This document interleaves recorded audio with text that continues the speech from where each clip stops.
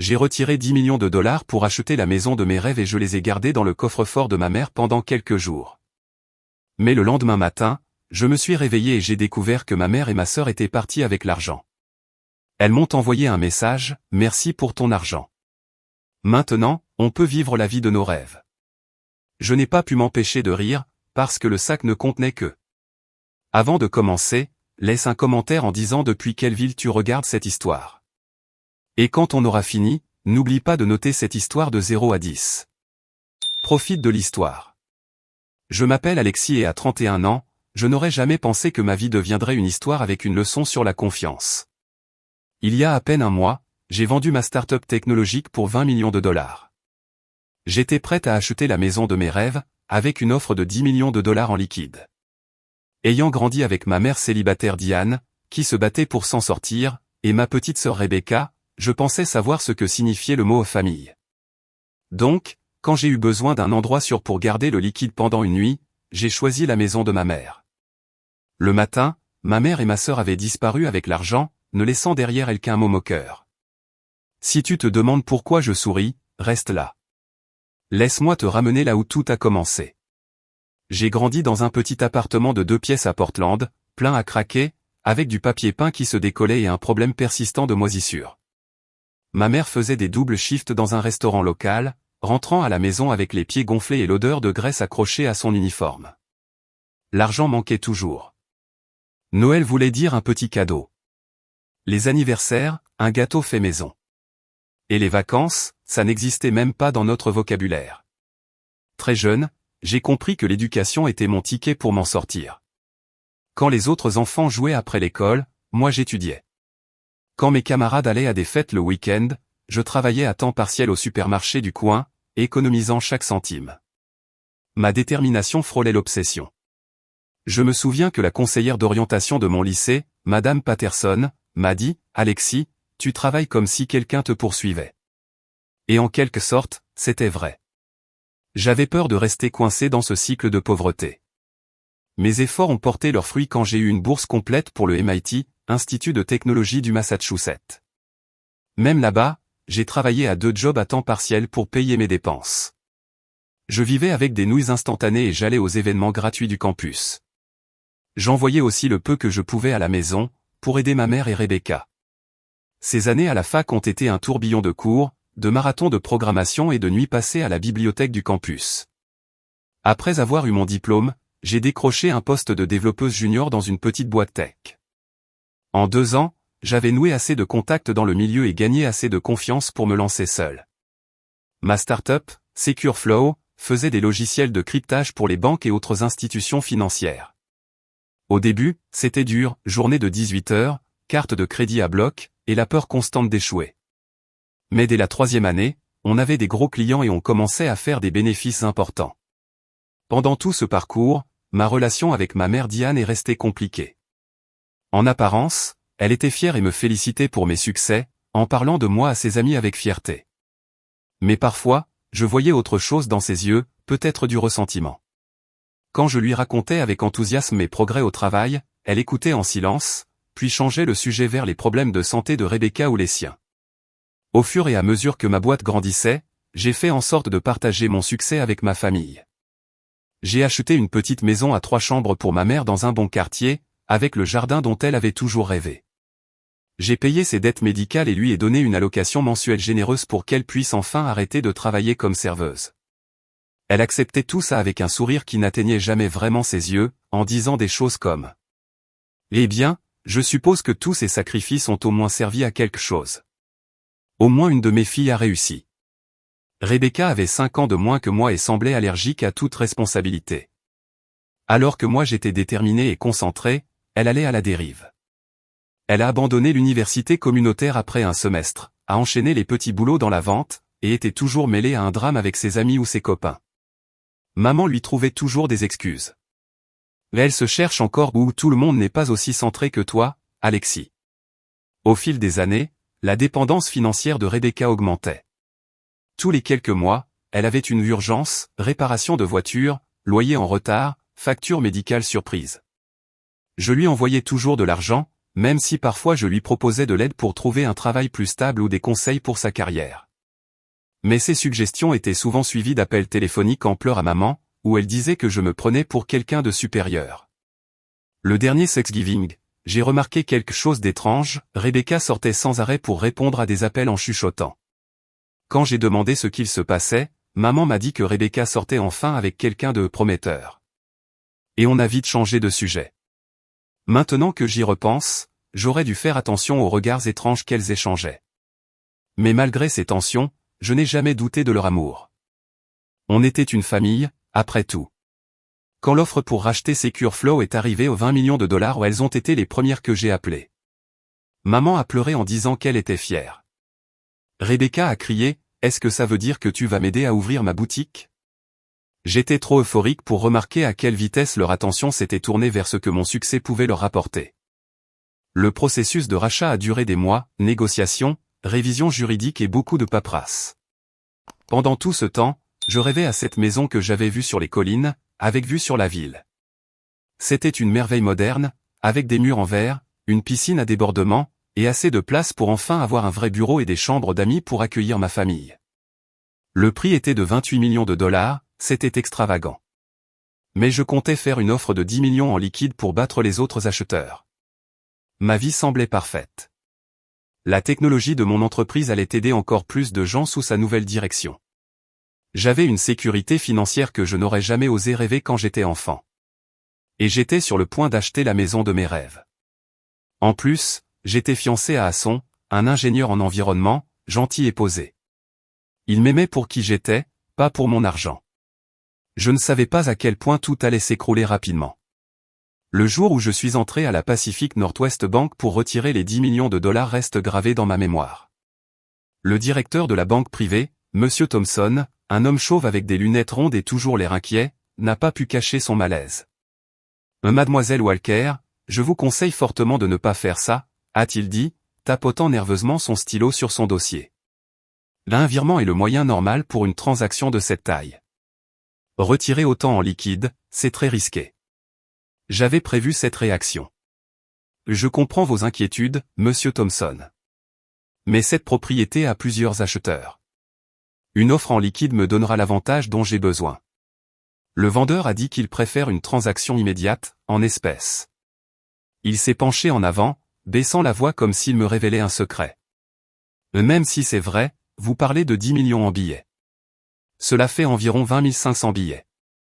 Il faudra plusieurs grands sacs de sport, et ça pèsera environ 10 kilos par million. J'avais fait mes recherches. Je suis au courant, ai-je répondu. J'ai engagé une sécurité privée pour m'escorter directement vers un endroit sûr. L'argent ne restera avec moi que 48 heures, avant la signature finale. Après près d'une heure de discussion et de multiples papiers à signer, Monsieur Thompson a lancé le processus à contre-cœur. Il a fallu attendre 3 jours ouvrables pour que la banque prépare autant de liquide. Il devait faire venir les billets depuis une réserve régionale, ce qui m'a encore plus convaincu que l'offre en liquide allait vraiment impressionner les vendeurs. Quand j'ai parlé de ce plan à Hasson, ce soir-là, pendant un dîner dans notre restaurant italien préféré, sa réaction a été la même que celle de Monsieur Thompson. « Alexis, c'est fou », a-t-il dit en reposant sa fourchette. « Tu te mets en danger. Et si quelqu'un te suit? Et s'il y a un vol? » J'ai engagé la société de sécurité de Caille, ai-je répondu, en parlant de mon ami d'université qui dirige une société de protection. 2 gardes armés vont m'escorter de la banque jusqu'à la maison de maman. L'argent sera dans son coffre-fort pendant la nuit, puis ils m'accompagneront à la signature. Pourquoi le coffre-fort de ta mère? Pourquoi pas un coffre dans une banque? Ses yeux reflétaient une inquiétude sincère. Les coffres bancaires sont trop petits. Et le coffre-fort de maman est presque une vraie chambre forte. Je l'ai installé chez elle il y a 3 ans, quand elle a commencé à collectionner ses figurines en porcelaine qui lui tiennent tant à cœur. Hasson se passa une main dans les cheveux, un geste que je connaissais bien, c'est ce qu'il faisait quand il était frustré. C'est inutile, Lex. Les virements bancaires existent pour une raison. Tu as vu que les Richardson ont perdu 3 ventes à cause de soucis de financement? Le liquide, c'est la garantie. Fais-moi confiance. Je sais ce que je fais, lui ai-je dit en lui tendant la main à travers la table. C'est juste une nuit, et après, on aura la maison de nos rêves. Il a serré ma main, mais il n'avait pas l'air convaincu. Je ne comprends pas pourquoi tu ne veux pas que je t'accompagne. Parce que tu as ta présentation pour le projet de restauration de la rivière. Ce n'est qu'une nuit. Je serai parfaitement en sécurité chez maman. 2 jours plus tard, j'étais dans une salle privée de la Pacific Northwest Bank pendant que 2 guichetiers comptaient les 10 millions de dollars devant moi. L'argent a été mis dans des sacs spéciaux, scellés, puis rangé dans 3 sacs de sport noirs, discrets. Comme promis, Kai avait envoyé ses 2 meilleurs agents, Trevor, un ancien officier de police militaire, et Marcus, qui avait déjà assuré la protection de PDG dans la tech. Le trajet jusqu'à la maison de ma mère s'est passé sans problème. On a pris un chemin indirect, en changeant souvent de voie pour éviter d'être suivi. Trevor conduisait, et Marcus était assis à côté de moi, sa main jamais loin de son arme cachée. Quand on est arrivé à la maison modeste de ma mère, ses yeux se sont agrandis en voyant l'équipe de sécurité. Rebecca était aussi là, soi-disant pour aider maman à préparer une réunion de son club de jardinage. Maintenant je sais que tout cela était un mensonge. Oh mon Dieu, Alexis, a dit maman pendant que Trevor et Marcus apportaient les sacs. Toute cette sécurité est-elle vraiment nécessaire? 10 millions de dollars, ce n'est pas quelque chose à prendre à la légère, ai-je répondu en guidant les gardes jusqu'au bureau où se trouvait le coffre-fort. Le coffre était caché derrière une étagère coulissante. Un peu théâtral, mais maman avait insisté pour ce système. C'était un équipement sérieux, inifugé, avec serrure électronique et clé de secours. Il pouvait facilement contenir les 3 sacs, avec encore de la place. Pendant que Trevor et Marcus rangeaient l'argent, j'ai remarqué que maman et Rebecca restaient dans l'embrasure de la porte, les yeux fixés sur les sacs. À ce moment-là, j'ai pensé qu'elles étaient simplement curieuses. Aujourd'hui, je sais qu'elles étaient en train de calculer. On revient demain à 9 h, m'a dit Trevor en partant.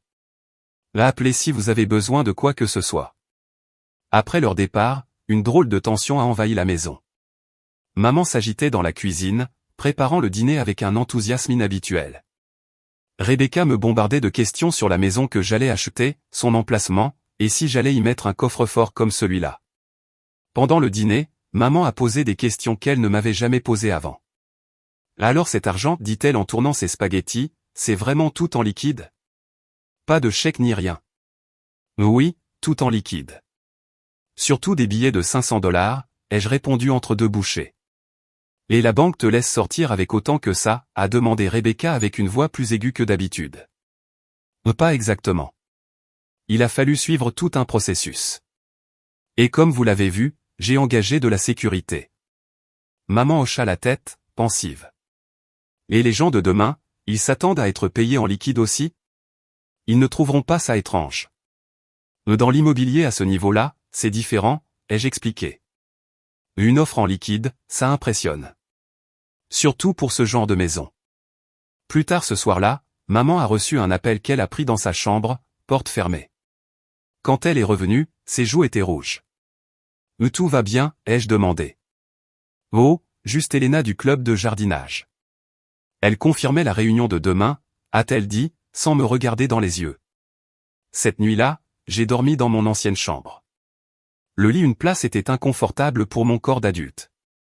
Vers minuit, j'ai cru entendre des chuchotements dans le couloir, mais j'ai pensé que c'était mon imagination, ou que maman venait voir si j'allais bien, comme quand j'étais petite. Si j'avais su que ce serait ma dernière nuit normale, j'aurais fait plus attention aux signes. L'intérêt soudain pour l'argent. Les appels secrets. Cette excitation étrange qui flottait dans la maison. Mais j'étais épuisé, entre le retrait d'argent et l'achat de la maison. Je me suis endormi profondément, sans savoir ce que le matin allait m'apporter. Le lendemain matin, je me suis réveillé avec la lumière du soleil qui passait à travers les rideaux décolorés de ma chambre d'enfance. Pendant une seconde, j'ai eu l'impression d'être ado à nouveau, prête pour une journée de lycée. Puis la réalité m'a frappé. J'avais 31 ans. J'étais sur le point d'acheter la maison de mes rêves. Et j'avais 10 millions de dollars dans le coffre-fort de maman. La maison était étrangement silencieuse. Normalement, maman serait déjà dans la cuisine à 7 heures, avec l'odeur du café et des toasts dans l'air.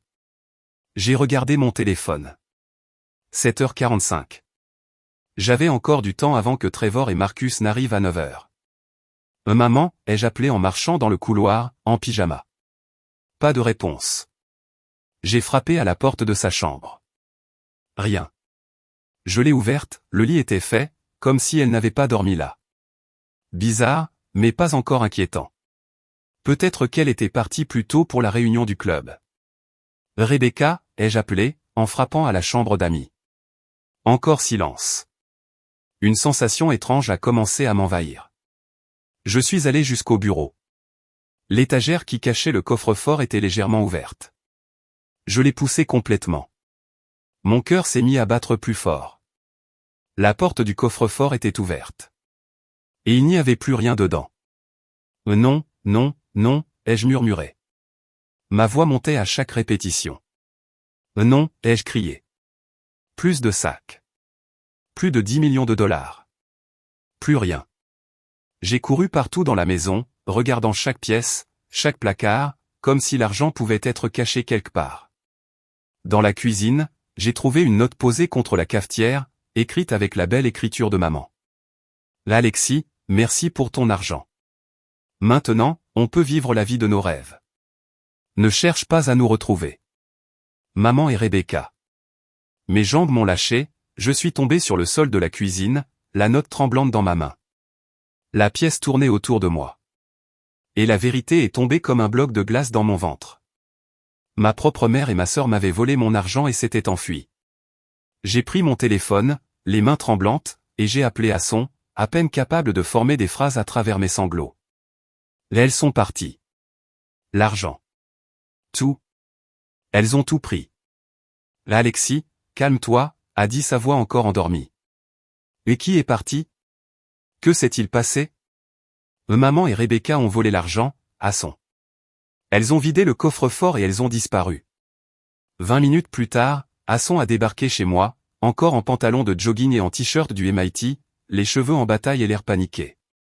Il m'a trouvé assise à la table de la cuisine, fixant mon téléphone.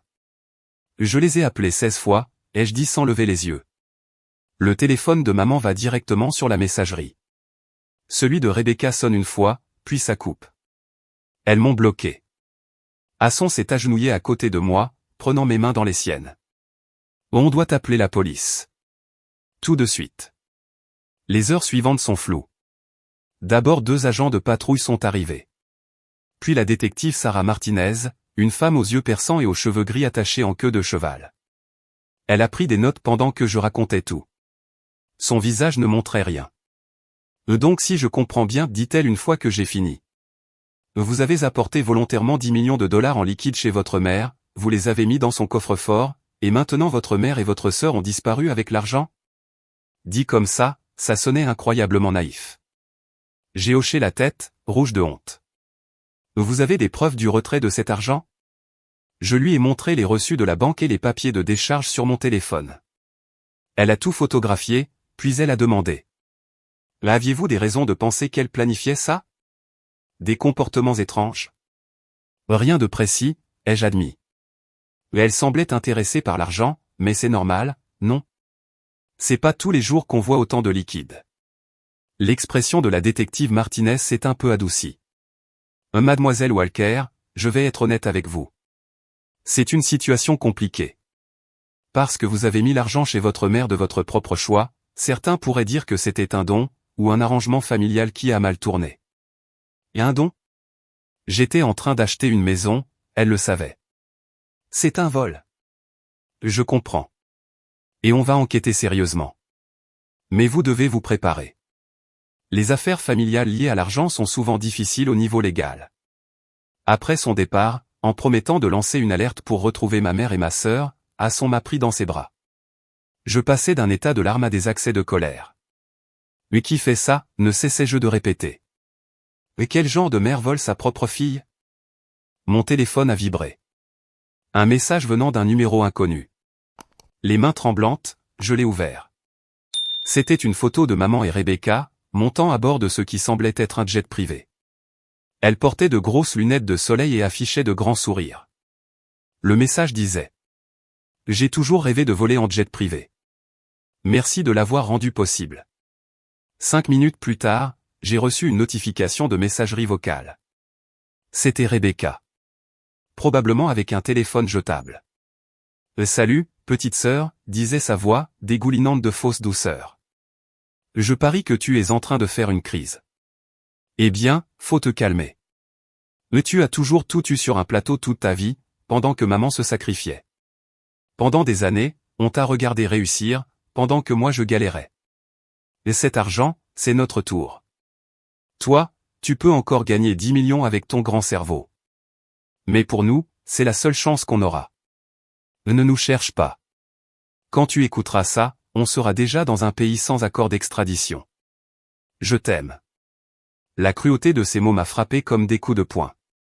Elle disait que j'avais tout eu facilement. Mais j'avais bossé dur pendant des années, pris des risques énormes avec mon entreprise, et toujours partagé mon succès avec elle. Je leur avais acheté une maison, payé les dettes de maman, et aidé Rebecca sans arrêt. Mais elles ont tout planifié, ai-je murmuré, comprenant enfin. Ce n'était pas une opportunité soudaine. Elles ont vu l'annonce de la vente de mon entreprise il y a des mois, et elles ont commencé à tout préparer. Asson faisait les 100 pas dans le salon. On devrait appeler la détective Martinez et lui parler du message et de la messagerie vocale, a-t-il dit. J'ai hoché la tête, encore sous le choc de la trahison. Ma propre mère et ma sœur. Les personnes en qui j'avais le plus confiance. Celles que je croyais être de mon côté. Elles n'ont pas vu mon succès comme quelque chose de beau. Elles l'ont vu comme quelque chose à exploiter.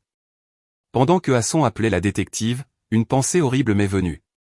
La maison. La maison de mes rêves. La vente était prévue pour aujourd'hui.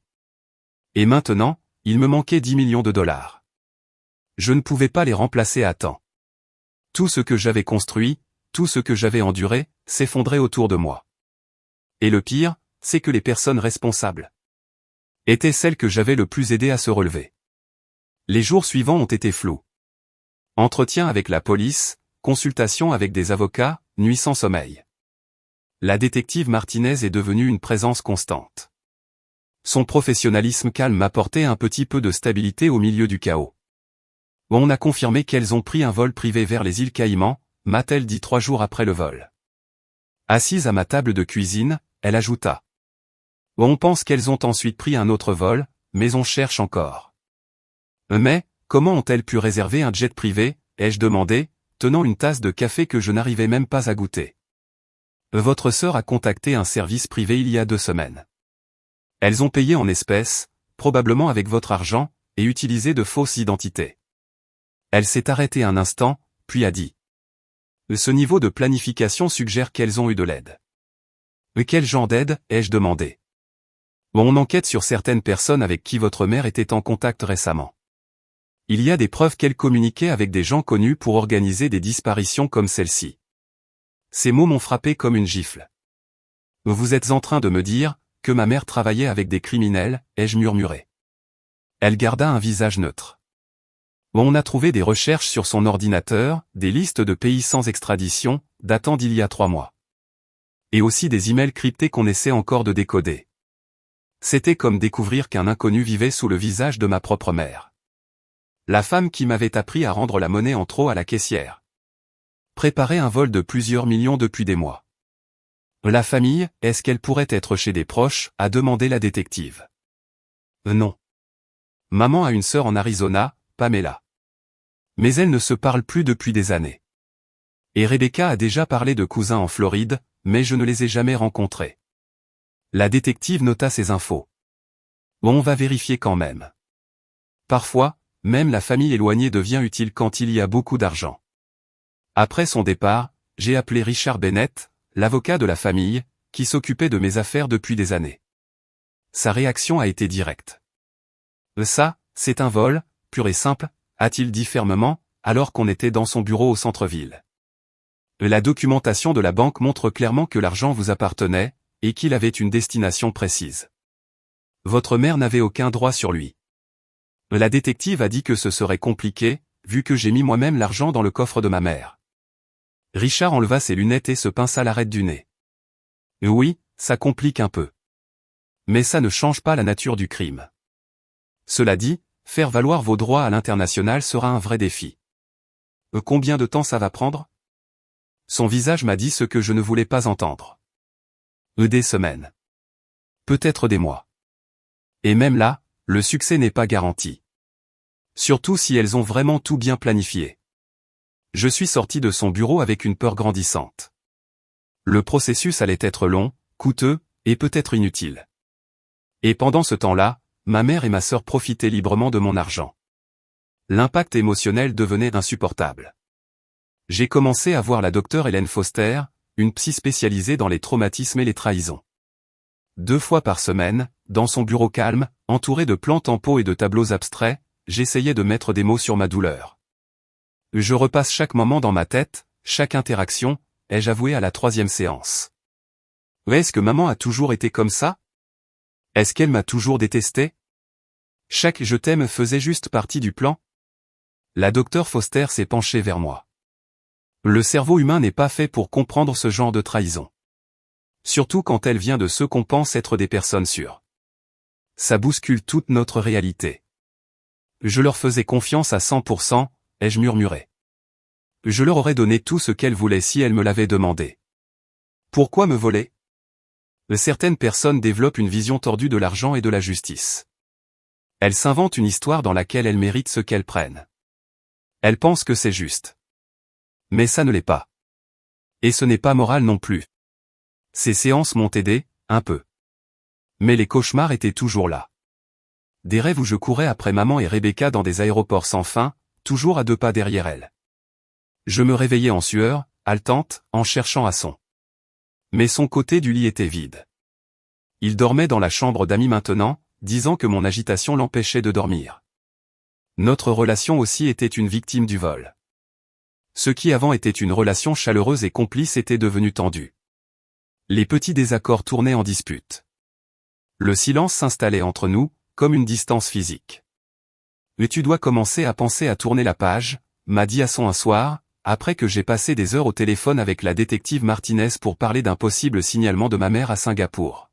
« Ça fait presque 4 semaines, Alexis. »« Tourner la page.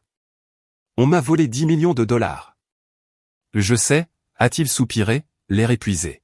« Mais tu laisses cette histoire te consumer.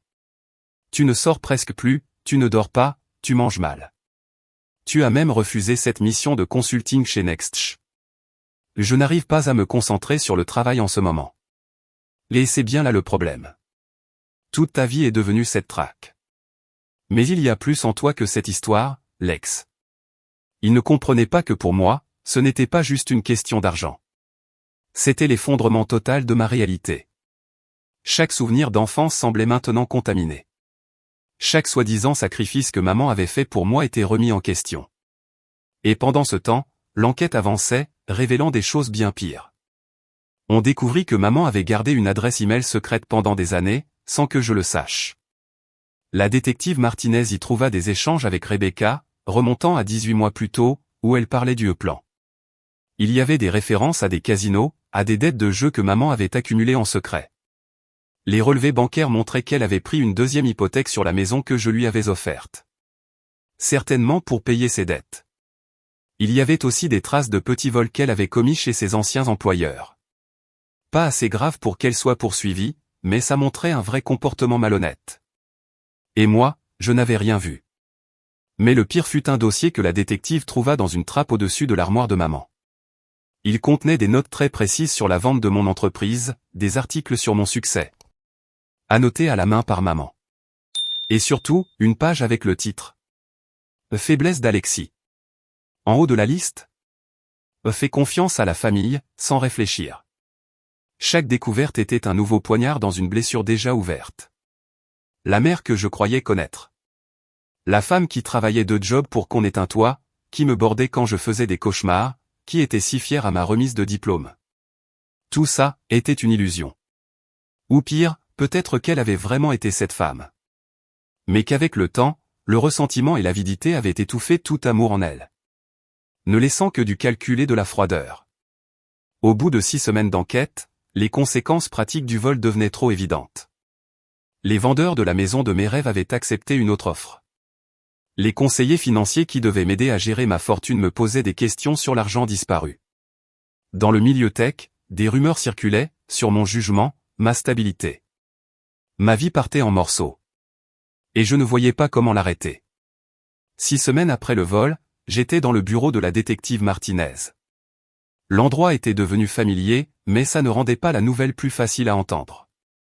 Les autorités de Singapour ont retrouvé l'hôtel où elles ont séjourné, dit-elle en me tendant des photos. Mais elles sont parties il y a 3 jours. Mais elles ont changé d'apparence. Je fixais les images de vidéosurveillance. Les cheveux gris de maman étaient maintenant courts et teints en châtain foncé. Rebecca s'était fait teindre en blonde et portait des lentilles de contact pour avoir les yeux bleus. Elles avaient perdu du poids, portaient des vêtements de luxe que je ne reconnaissais pas. On ne les reconnaît même plus, ai-je murmuré, traçant du doigt le visage de maman. La femme sur la photo, c'était une inconnue, avec les os du visage de ma mère. Elles utilisent les noms de Catherine et Emily Bradford. On pense qu'elles ont acheté ces fausses identités sur le dark web. Des faux très bien faits, avec des empreintes digitales et des historiques de réseaux sociaux créés depuis des années. Mais comment c'est possible? La détective se pencha en arrière. Mais quand on a beaucoup d'argent, presque tout est possible. Le réseau qu'elles ont utilisé est spécialisé dans les changements d'identité. Donc vous dites qu'elles peuvent être n'importe où, sous n'importe quelle apparence, et on ne pourra jamais les retrouver. Et pas tout à fait. On les a retrouvées cette fois parce qu'on savait quoi chercher. Mais elles deviennent très difficiles à pister.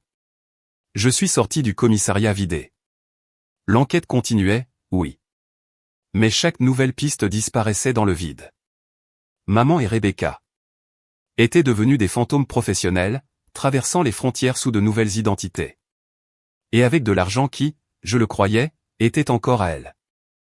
Quand je suis rentré chez moi, j'ai trouvé 3 messages vocaux en attente. Le premier venait de Richard Bennett, mon avocat, avec des nouvelles sur la procédure juridique internationale. Le deuxième venait de l'agent immobilier qui m'aidait à chercher une nouvelle maison. Il voulait savoir si je voulais visiter une nouvelle propriété qui venait de sortir sur le marché. Le troisième venait de Marcus Wilson, un potentiel partenaire d'affaires avec qui j'étais en discussion avant le vol. Son message était poli mais clair. Vu les complications récentes dans votre situation personnelle, je pense qu'il vaut mieux mettre nos discussions en pause pour le moment. Appelez-moi quand les choses se seront calmées. Ce n'était pas la première opportunité professionnelle qui s'évaporait depuis que la nouvelle du vol avait été rendue publique. Un article à paraître dans Tech Monthly avait été discrètement annulé. Des conférences où j'étais attendu avaient été reprogrammées. D'anciens collègues, auparavant enthousiastes à l'idée de collaborer, étaient soudain débordés. Le monde de la tech, malgré son image de modernité et de prise de risque, était extrêmement conservateur quand il s'agissait de vie personnelle instable. Personne ne voulait s'associer avec quelqu'un dont le jugement était publiquement remis en cause. Après tout, si je n'avais pas su protéger mes propres avoirs contre ma propre famille, comment pouvait-on me faire confiance pour gérer l'argent des investisseurs ou des projets sensibles? Le point de rupture est arrivé ce soir-là. Hasson est rentré du travail, avec une expression neutre, presque absente. Il a posé son sac d'ordinateur sur le plan de travail. La détective Martinez m'a appelé aujourd'hui, a-t-il dit. Elle voulait savoir si tu avais eu des nouvelles de ta mère ou ta sœur. Et tu lui as dit quoi? La vérité. Il m'a regardé dans les yeux. Mais le simple fait qu'elle se pose la question, ça dit tout sur l'état de notre couple. Mais qu'est-ce que ça veut dire? Ça veut dire, où est-ce qu'on en est, Alexis? Il a fait un geste entre nous deux. Mais tu ne dors presque plus. Tu ne manges pas. Tu passes tout ton temps à parler à la détective, à ton avocat, ou à lire des lois bancaires internationales. C'est quand, la dernière fois qu'on a parlé d'autre chose que du vol? J'ai essayé de me rappeler. Impossible. Le vol était devenu mon monde entier. Chercher justice, c'était devenu mon seul but. Elles m'ont volé 10 millions de dollars, Hasson. Tu veux que je fasse quoi? Que je passe à autre chose comme si de rien n'était? Non, a-t-il dit doucement. Mais tu dois trouver une façon de vivre en attendant. Ça fait 6 semaines, et tu es encore au même point émotionnel que le jour où ça s'est produit. Ce n'est pas juste.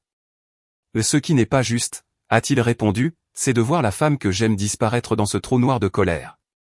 Et de ne rien pouvoir faire pour l'aider. Sa voix s'est brisée légèrement. J'ai essayé d'être patient. J'ai essayé d'être là pour toi. Mais tu me repousses à chaque fois que je tente d'entrer dans ton monde. Tu refuses toute tentative de contact, toute conversation. Je me suis senti sur la défensive. La colère montait en moi. Donc c'est de ma faute maintenant? Je suis la victime ici. Oui. Tu es la victime. Mais tu utilises ça comme excuse pour repousser tous ceux qui t'aiment. Et tes amis ne t'appellent plus parce que tu ne réponds jamais. Tu refuses toutes les invitations à sortir. Et quand j'essaie de parler d'autre chose que du vol, tu t'enfermes ou tu ramènes tout à ça. Au fond de moi, je savais qu'il avait raison. Mais l'admettre, c'était comme abandonner. Et je ne pouvais pas me le permettre. « Mais qu'est-ce que tu veux que je fasse ?» ai-je murmuré. Hasson s'est passé la main dans les cheveux. « Je veux que tu te demandes s'il reste de la place dans ta vie pour autre chose que cette chasse. Parce que là, j'ai l'impression que non. Mais tu me fais un ultimatum? Je te demande juste d'être honnête. Alexis, est-ce que tu peux t'imaginer un futur sans cette obsession? Un jour où tu ne penses plus à elle du matin au soir? J'ai ouvert la bouche pour dire oui. Pour lui promettre que je pouvais passer à autre chose. Mais aucun mot n'est sorti. La vérité, c'est que je ne pouvais pas l'imaginer. La trahison était devenue mon identité. La poursuite était devenue mon seul but. Je crois que j'ai besoin de prendre un peu de distance, a dit Hasson finalement, dans le silence. Je vais aller chez Greg quelque temps. Quand tu seras prête à vivre à nouveau, une vraie vie, pas cette vie figée, appelle-moi. Il a fait une valise pendant que je restais assise sur le canapé, incapable de parler, incapable même de savoir si je voulais qu'il reste. Quand la porte s'est refermée derrière lui, l'appartement s'est soudain senti immense. Et terriblement vide. Cette nuit-là, je suis resté seul, allongé, à fixer le plafond. Je repensais à chaque moment de ces 6 dernières semaines. Puis je suis remonté encore plus loin, repassant toute ma relation avec ma mère et ma sœur à travers cette nouvelle vérité salissante. Y avait-il eu des signes depuis toujours? Avais-je volontairement fermé les yeux parce que je ne voulais pas affronter la vérité? Ou bien, avait-elle vraiment changé? Corrompue par l'idée d'une richesse qu'elle n'aurait jamais cru possible? Le matin, j'avais touché le fond. Je n'avais pas dormi. Je n'avais pas mangé. Hasson était parti. Ma réputation était en ruine. L'argent était toujours introuvable. Et malgré 6 semaines d'enquête internationale, ma mère et ma sœur étaient toujours libres. Et elles profitaient de leur trahison. Je me suis tenu dans ma cuisine, face à la fenêtre. Mon reflet me renvoyait l'image d'une femme fatiguée, avec des cernes, amaigrie, brisée. Ce n'était pas moi. Ce n'était pas celle que je voulais être. Quelque chose devait changer. Mais je ne savais pas encore quoi, ni comment. L'appel qui allait tout changer est arrivé à 2h17 du matin. Il m'a réveillé en sursaut d'un cauchemar confus. J'ai attrapé mon téléphone en plissant les yeux. C'était Trevor Suiban, l'un des gardes de sécurité qui m'avait escorté le jour du transport de l'argent chez maman. Trevor? Qu'est-ce qu'il se passe? Ma voix était rauque à cause du sommeil.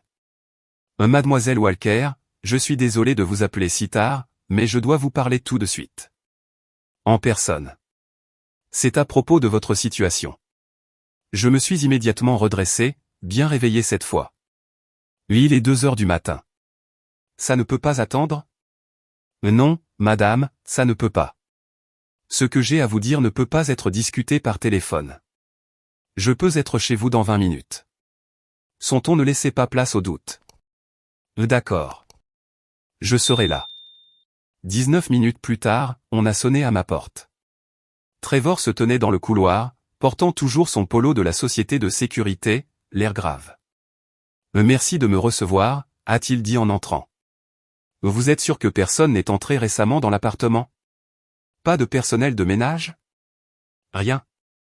Non, juste moi. Pourquoi? De quoi il s'agit? Trevor a baladé son regard dans le salon avant de parler. L'argent que votre mère et votre sœur ont emporté n'était pas réel. Le monde a basculé sous mes pieds. Comment ça? Les billets dans ces sacs étaient des faux. Des fausses coupures, très bien imitées, mais fausses quand même. Je me suis effondré sur le canapé, incapable de comprendre. Mais, c'est impossible. C'est moi-même qui ai retiré cet argent à la Pacific Northwest Bank. Tu étais là, Trevor. Tu l'as vu. Il hocha la tête. Oui, mais ce que vous ne savez pas, c'est que Kyle, mon patron, a un protocole spécial pour les transports d'argent de haute valeur. Tous les liasses de billets sont marqués avec des dispositifs de suivi et des bandes de sécurité. Mais quand on a mis les sacs dans le coffre-fort de votre mère, j'ai activé ces systèmes. Et les capteurs ont montré que les sacs sont sortis de la maison à 4h12 du matin, puis ont été transportés vers un petit aéroport privé. Mais voilà le détail, les bandes de sécurité détectent la composition chimique des vrais billets.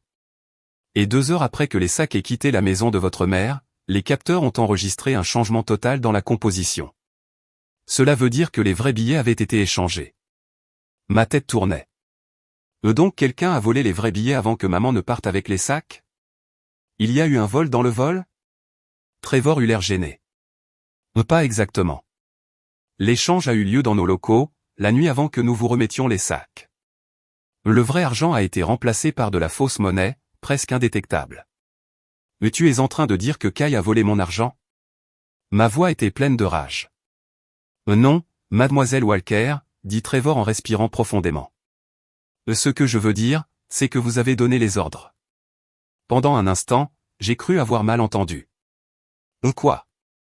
3 jours avant le retrait, vous avez contacté Kai en privé.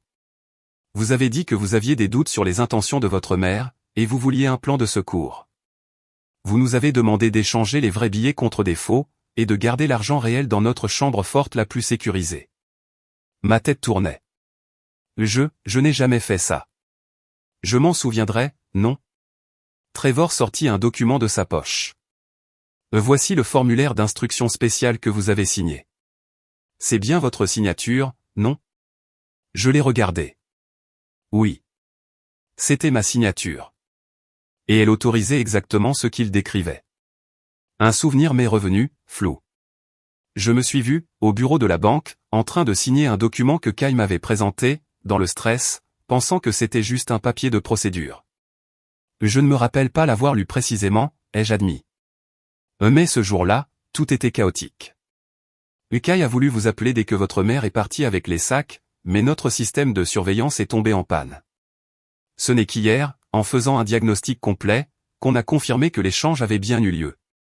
Il m'a envoyé vous en parler en personne, à cause de la sensibilité de la situation. Donc, maman et Rebecca sont partis avec 3 sacs pleins de faux billets. Des bouts de papier qui n'ont aucune valeur. Et les 10 millions vrais sont encore chez vous, dans la chambre forte de notre entreprise, en sécurité. Un rire m'a échappé, venu du fond de moi. Un rire incontrôlable, presque hystérique. Tout ce temps. Toute cette douleur. Et elles avaient volé des faux billets? La justice cosmique de cette situation était presque trop belle pour être vraie. Je dois le voir, ai-je dit, quand j'ai pu parler normalement. Je dois voir l'argent réel de mes propres yeux. Bien sûr. Je peux vous y emmener tout de suite. 2 heures plus tard, j'étais dans une salle climatisée, sous le siège de l'entreprise de Kai. Devant moi, 3 sacs de sport familiers. Avec des mains tremblantes, j'en ai ouvert un.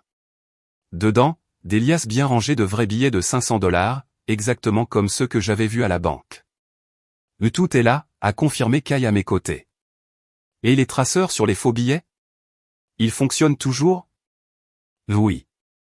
On peut suivre leur position en temps réel. Il me montra une tablette avec une carte. Un point clignotait. Actuellement, il était en mouvement à Monaco. Je me suis redressé. Je me sentais vivante pour la première fois depuis des semaines.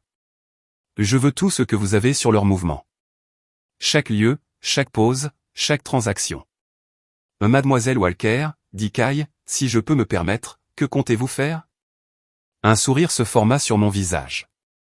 Pas le sourire vide et brisé que j'avais porté pendant ces semaines. Un sourire déterminé. Froid. Contrôlé. Ce que j'aurais dû faire dès le début. Je vais reprendre le contrôle. Pendant les 72 heures suivantes, je me suis transformé. Je n'étais plus une victime. J'étais une stratège. J'ai réuni une petite équipe de personnes de confiance. Kai, pour son expertise en sécurité. La détective Martinez, qui était d'abord sceptique, mais qu'on a vite convaincue avec les preuves. Holly Winters, mon ancienne directrice des opérations et ma meilleure amie. Et Richard Bennett, mon avocat, qui nous aidait avec toutes les démarches juridiques à l'international. On s'est installé dans une salle de conférence, dans les locaux de Kai. On avait des cartes, des relevés financiers, des photos de surveillance partout autour de nous. Grâce aux traceurs dans les faux billets, on avait une carte détaillée des mouvements de ma mère et Rebecca à travers l'Europe et l'Asie. On a repéré un schéma, ai-je dit en montrant la carte. Là après Singapour, elles sont allées à Dubaï, puis à Monaco. Et maintenant elles sont à Nice. Elles dorment dans des hôtels 5 étoiles, font du shopping dans des boutiques de luxe, mangent dans des restaurants étoilés. Mais elles dépensent ce qu'elles croient être mon argent, le plus vite possible. En se basant sur leur rythme de dépenses, elles auraient dépensé les 10 millions en 18 mois, ajouta Oli, en analysant les chiffres qu'on avait rassemblés. Et elles ne font pas que dépenser, dit la détective Martinez. Et elle se montre. Elle nous montra plusieurs comptes Instagram qu'on avait identifiés.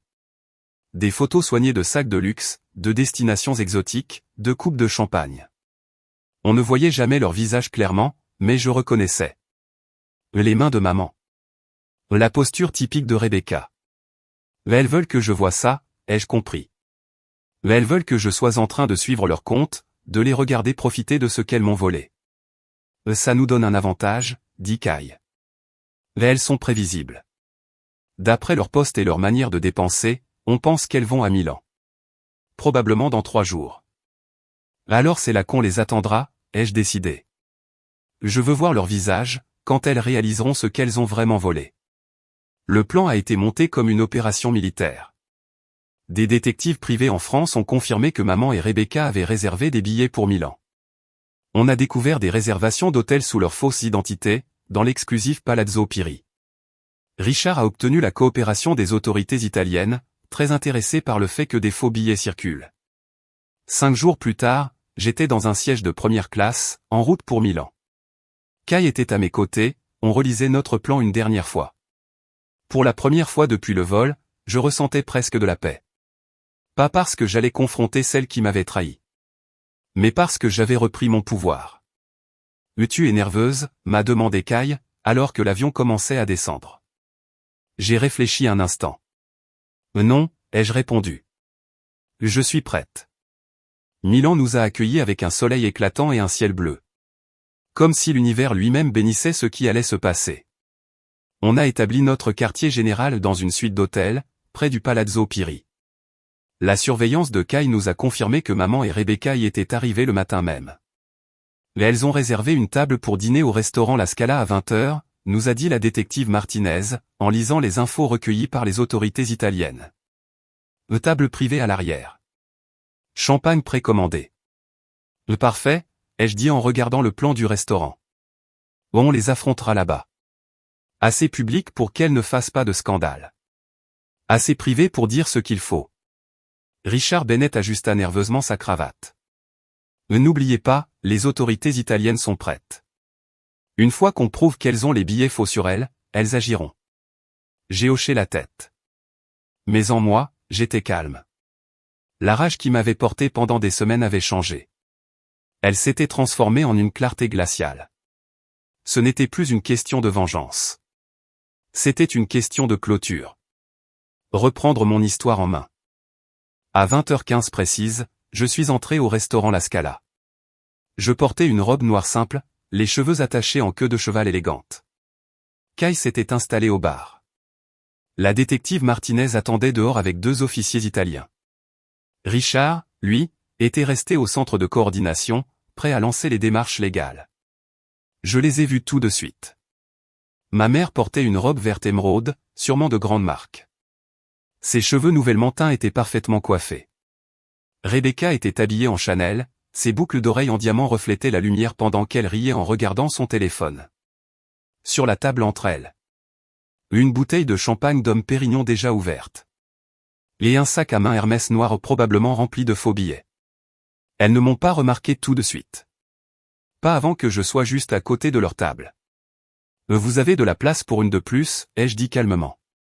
Leur réaction fut presque comique. Choc. Peur. Incompréhension. Alexis, a soufflé ma mère, à peine audible. Comment tu nous as trouvés? Ce n'était pas difficile.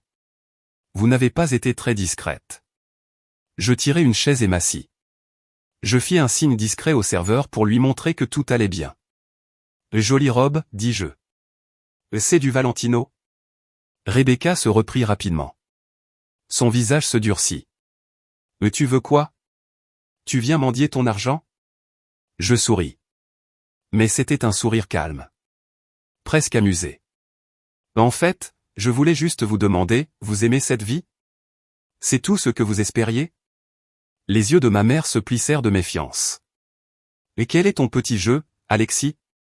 Aucun jeu. Je suis juste curieuse. 10 millions de dollars, c'est beaucoup.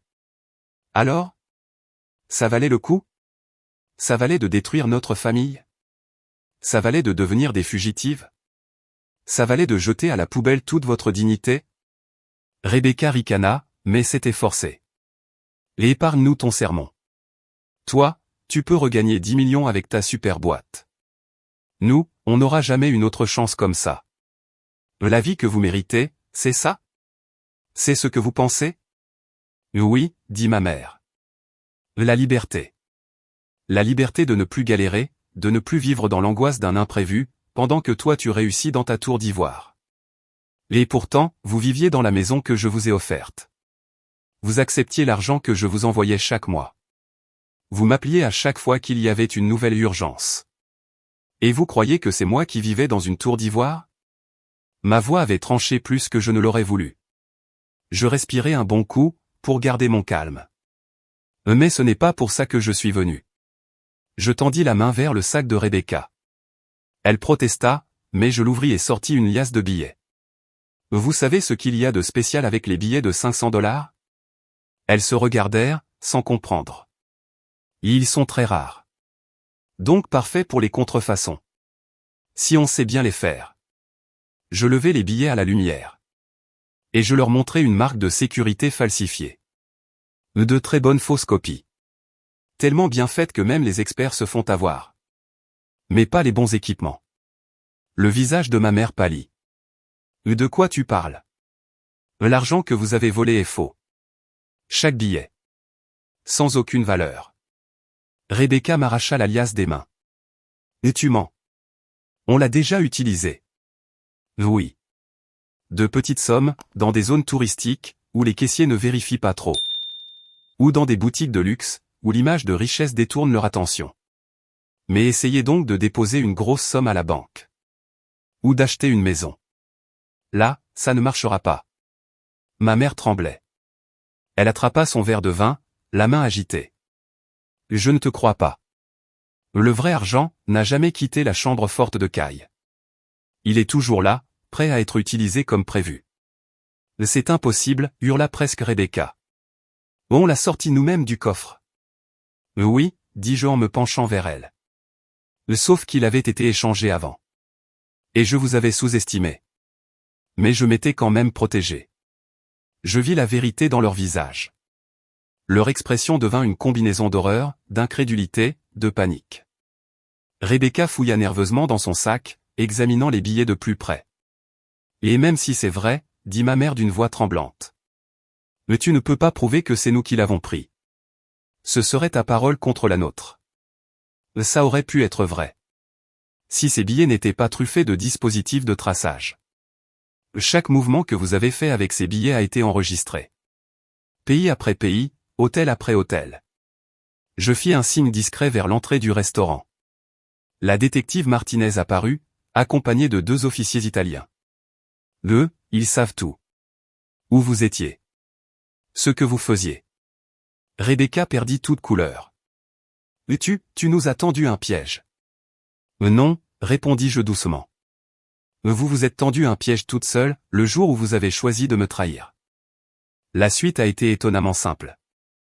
Les officiers italiens se sont approchés en silence, montrant leurs insignes. Ils ont demandé qu'on les suive calmement.